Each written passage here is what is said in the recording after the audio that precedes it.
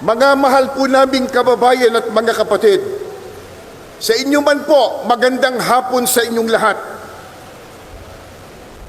Maraming salamat po sa inyong pagdalo at pakikiisa sa isang dakila at makasaysayang aktibidad na ito.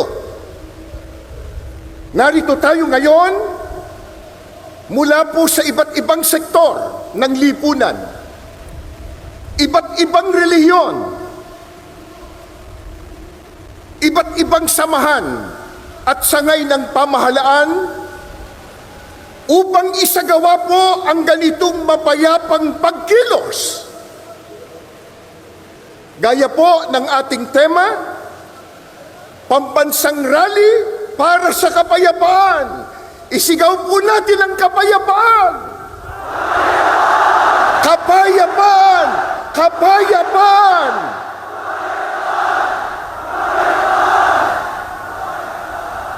Maliwanag po sa atin na isang aral ng Diyos na nakasulat po sa Biblia na dapat tayong magpasakop sa kapangyarihan o pamahalaan ng bayan, na yan po ang katangian at sinusunod ng mga kaalib sa Iglesia ni Cristo.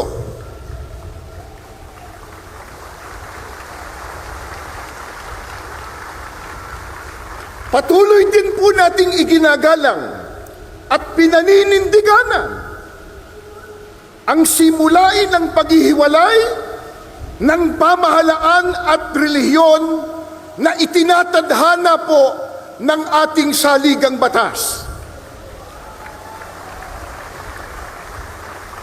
Dahil dito, ang ating mapayapang pagkilos na ito ay wala pong bahid na anumang politika.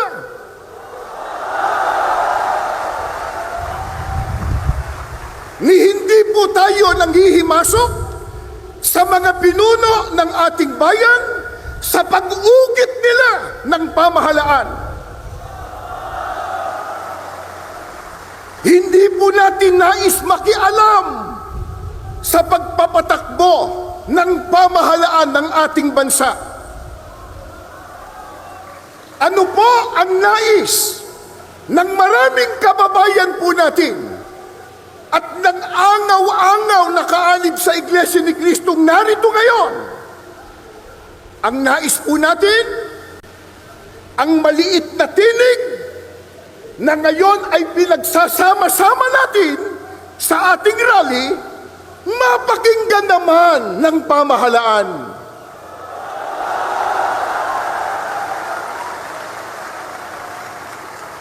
Bago tayo matipon dito kaninang umaga, meron pa po kaming nabasa at narinig, isang politiko, nakalulungkot, bago pa sumikat, laos na.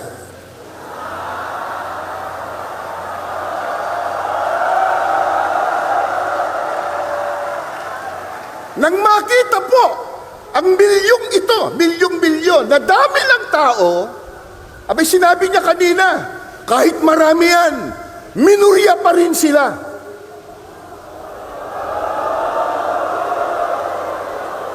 Sino ba nagsabi sa kanya na tayo ang mayorya? Pero, sa dami natin ngayon, at sa lakas ng tinig ng mga mamamayang Pilipino, parang tayo na ang nasa mayorya.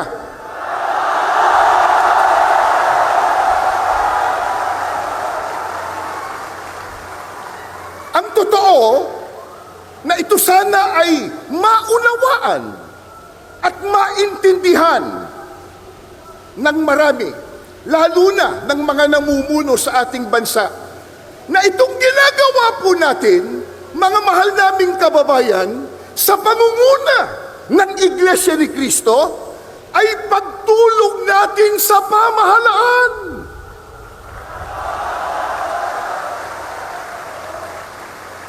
Tumutulong tayo sa kanila na kanilang makita, na kanilang madama ang tunay na damdamin ng taong bayan na naglukluk sa kanila.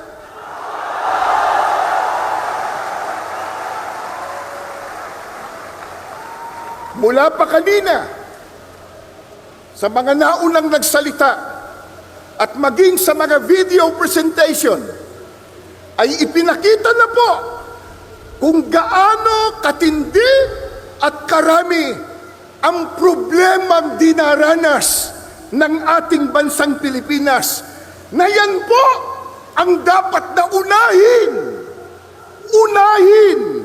na asikasuhin at bigyan ng solusyon ng mga naluklok sa tungkulin o namumuno sa ating bansa.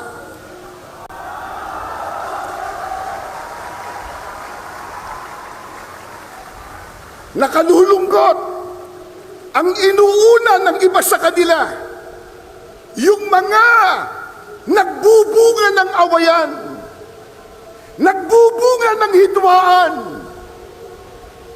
na alam naman nating lahat na ang ginagawa nila pamumulitika lamang.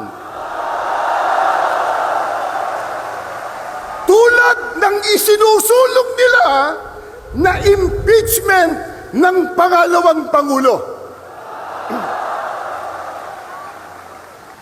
Sinabi na ng ating kagalang-galang na Pangulong Ferdinand Marcos Jr., at alam na po ng marami nating kababayang Pilipino ang totoo nating lahat. Kasi po, kahit mahihirap lang ang maraming Pilipino, manurunong naman tayong umintindi. Hindi tayo mangmang. Isigaw nyo nga, hindi mangmang! Hindi mangmang! Hindi mangmang! At lalong hindi tayo bobo.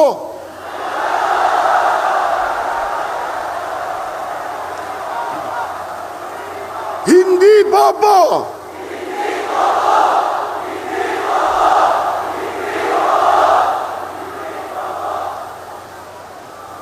Sana marinig yan ng isang abogado. Naintindihan po natin, naunawaan po natin na yung sinabi ng Pangulong Ferdinand Marcos Jr. ay tama. Totoo na yung isinusulong nilang impeachment laban sa pangalawang Pangulo hindi po makatutulong. Hindi po makapag-aangat ng kalagayan ng pamumuhay ng kahit isang Pilipino. Ang tanong, yan ba naintindihan ng mga mambabatas? Naintindihan? May ginawa silang manifesto raw na sila daw ay nagkakaisa na suportahan ang Pangulo ng ating bansa. Kaya lang, nakapagtataka, ang kanilang ginagawa, kabaliktaran. Sapagkat tahasan nilang sinasalungat, kinokontra yung sinabi ng Pangulo ng Pilipinas. Mga kaibigan, mga kababayan, at mga mahal po naming mga kapatid, hindi maikakaila, matindi na ang problemang nararanasan ng ating bansa, lalo na po sa ekonomiya. Hindi po ba yan ang dapat talagang unahin at bigyang solusyon, bigyang prioridad ng mga namumuno sa ating bansa? Gaya ng nabanggit natin, nakalulungkot po sapagkat hindi yan ang nakikita nating ginagawa ng iba sa kanila. Ang ginagawa ng iba ay nagpapalubha sa problema pangkabuhayan ng Pilipino. Ang magbigat pa, yung ginagawa nila, nagdudulot ng bahabahagi, nagdudulot ng kaguluhan, hidwaan at pagtatalo.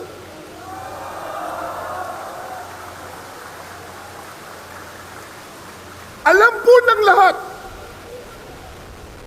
marami ang naghihikahos. Marami ang walang trabaho. Hindi pwedeng ikailayan. Nasa estadistika po yan.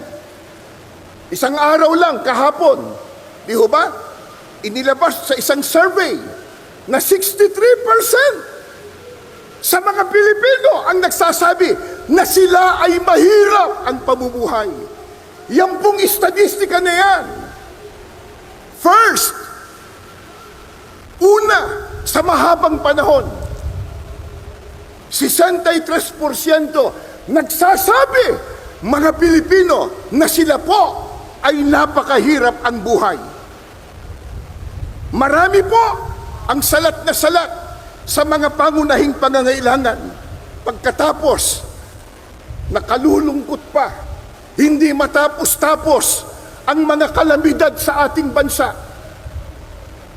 Sunod-sunod na mga bagyo, pagbaha, pagputok pa ng bulkan, at nariyan pa po ang mga digmaan at kaguluhan sa iba't ibang panig ng mundo na sa ayaw man po natin at gusto, maaapektuhan tayo. Ito po ang dahilan. Kaya ating kinakatigan ang ipinahayag ng ating Pangulo na hindi tayo sang-ayon sa impeachment ng Vice Presidente. Dahil nakakaabala lamang yan, yung ganyang mga proceedings, sa pagbibigay po ng solusyon sa mga problemang ating nararanasan. Sa bagay po, maliwanag ng tinalakay ni Congressman Marcoleta, yung impeachment per se, hindi naman tayo tutol doon sapagkat itinatadhana talaga yan ng saligang batas. Kaya lang, dapat dumaan sa rule of law. Dapat po ayon sa batas. Hindi ayon sa gusto lang nila. Paano mangyayari? Gumagawa ng batas, manlalabag ng batas.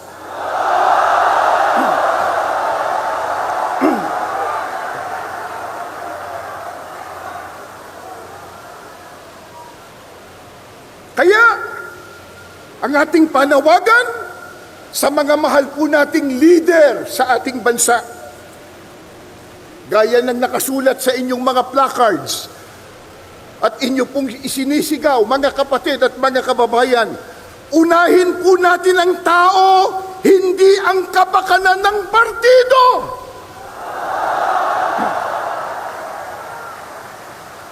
Serbisyo po muna bago ang sariling gusto at benepisyo. Ngayon ay 2025 na. Sa bagong taon ay unahin ang pag-unlad ng bayan, hindi ang pagbabangayan.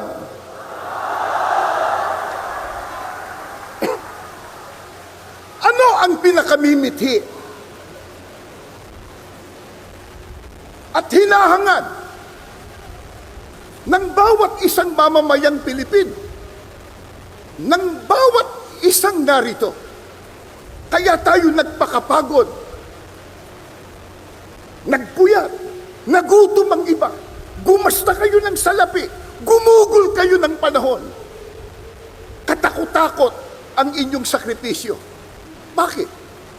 Ano po ba ang pinakahahangad po nating matamo? At paano yon matatamo?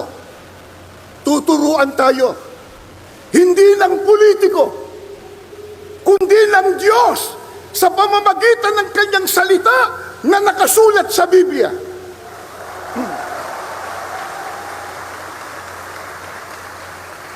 Ano po ang turo ng Biblia para matamo ang pagpapala, ang kabutihan, at ang kaligayahan?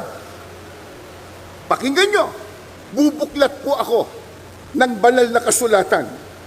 Sa aklat po ng Mangawit, 133, 1 at 3. Masdan ninyo na pagkabuti at pagkaligaya sa mga magkakapatid na magsitahang magkakasama sa pagkakaisa. Saan daw po? Gayaan niya ng hamog sa Hermon na tumutulo sa mga bundok ng Sion, sapagkat doon pinarating ng Panginoon ang pagpapala sa makatwidbagay, ang buhay na magpakailanman. Ano po ang turo ng Biblia para makamit po natin ang pagpapala, ang kabutihan at kaligayahan? Ang sabi po ng Panginoong Diyos, pagkabuti at pagkaligaya sa makatwid, ito, mabuti sa Diyos. Kung minamasama ito ng ibang mga tao, sa Diyos, mabuti po ito. Ano po ang sabi ng Biblia? Masdan yung pagkabuti at pagkaligaya sa mga magkakapatid na magsitahang magkakasama sa pagkakaisa. Mga kababayan at mga kapatid, ano ba itong ginagawa natin ngayon? Isigaw natin uli, pagkakaisa, pagkakaisa.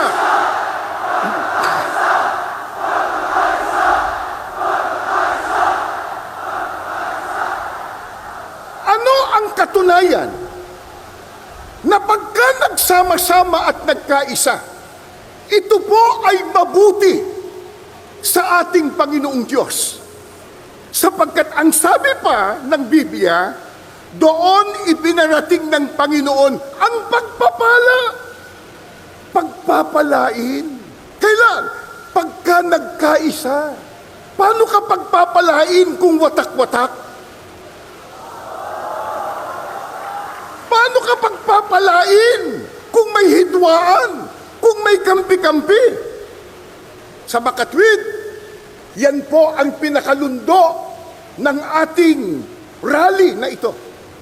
Pambansang rally para sa kapayapaan, pero magsisimula yan sa pagkakaisa na nais ng ating Panginoon Diyos. Sa bagay, sino ba ayaw na magkaisa? Sino ba ayaw na maging mapayapa? At higit sa lahat, sino ba ayaw ng pagpapala? Lalo't galing sa ating Panginoon Diyos. Pero, paano natin magagawa yun? Magkakaiba tayo ng lingwahe. Meron tayo ditong mga kapatid. Nakikita ko po Maynila, Rizal, Laguna, San Pablo, iba't ibang dako. Magkakaiba tayo ng lingwahe at dialekto. Magkakaiba ng partido. Magkakaiba pa ng relihiyon at interes. Paano po magagawa yung pagkakaisa? Hindi po mahirap. Itinuro din ng Panginoong Diyos.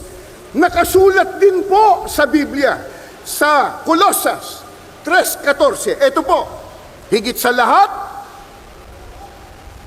taglayin ninyo ang pagmamahalan na siyang nagbubuklod sa ganap na pagkakaisa.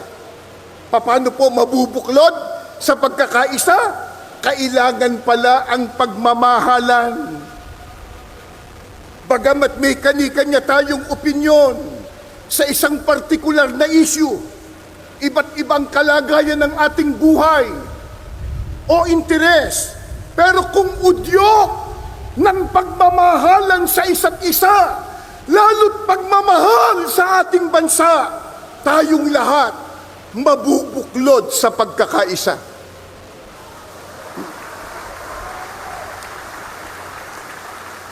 Mga kababayan, mga kapatid, mahalin po natin ang ating kapwa. Mga kababayan, mga kapatid, mahalin po natin ang ating bansa.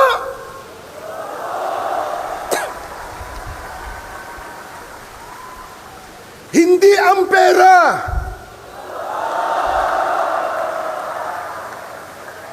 ang kapakanang pansarili. Sa makatwid, para sa ating bansa, pagyamanin po natin ang pagkakaisa, udyok ng pagmamahalan at pagmamalasakit.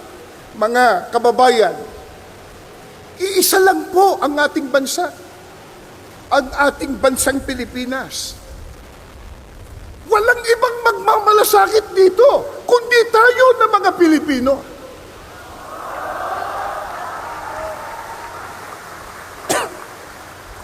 Magkaisa tayong lahat, ipagmalasakit natin ang kapakanan ng sambayanang Pilipino.